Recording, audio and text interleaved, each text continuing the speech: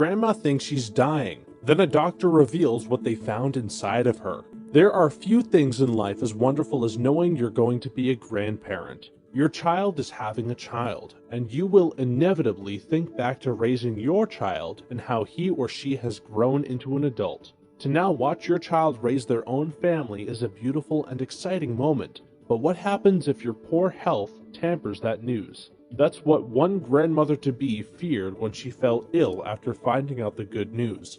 But what she was suffering from shocked everyone when they found out. Allison Dent and her partner Robert from country Durham were beyond thrilled when they found out they were going to be grandparents. Her daughter Kylie was pregnant, and that was a balm to Allison and Robert's childless wound. The two had met after Kylie's birth, and both worked to raise her to adulthood. However, Allison and Robert had always wanted children of their own. But Allison had undergone a routine operation right after Kylie's birth that showed she had abnormal cells in her cervix. Allison's cervix had to be removed entirely, leaving her infertile. The couple grieved as they had always wanted to be parents again. However, they were incredibly happy when Kylie shared her good news and thought that if they couldn't be parents to another child, they could at least be the best grandparents possible for Kylie's child. But shortly after the announcement, Allison began to have severe pains in her stomach and abnormal bleeding. I went to the doctors, and 2 months after Kylie's pregnancy announcement in March 2013, I was diagnosed with IBS,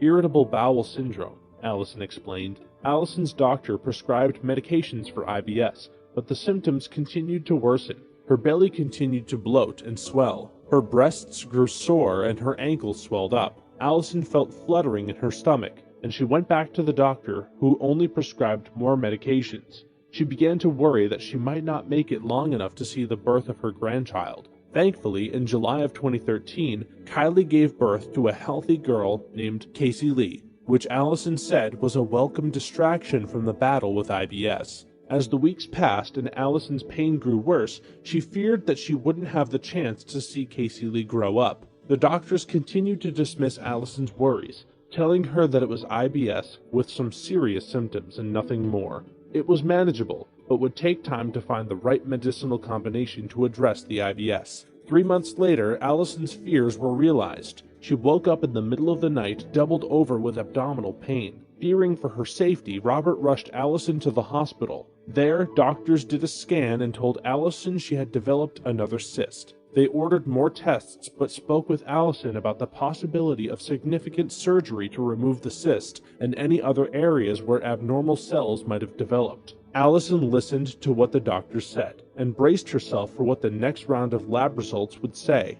In her heart, Allison worried that she had cancer. As afraid as she was in that moment, Allison thought more of Kylie and Casey Lee. Would Kylie be okay raising her newborn daughter without a mother to turn to for support and guidance? Would all Casey Lee ever remember about her grandmother were old pictures and stories that Kylie and Robert would tell her? As these questions swirled around in Allison's mind, a nurse entered the room and gave her some stunning news. The nurse looked at Allison and said that they needed to move her to the maternity ward. A look of horror must have crossed my face, but I tried to make light of it, Allison recalled. I told her I'm a granny, and I haven't had a period in 26 years. There's no way I'm pregnant. But it was the complete truth. Allison, at 43 years old, and after thinking she could never have children again, was 32 weeks pregnant. Instead of IBS, Allison said she had an incredible baby surprise. She called Robert to tell him, and at first he thought she was joking. Then, as reality set in, the couple realized that what had been a source of such pain and fears of death was actually a new life altogether.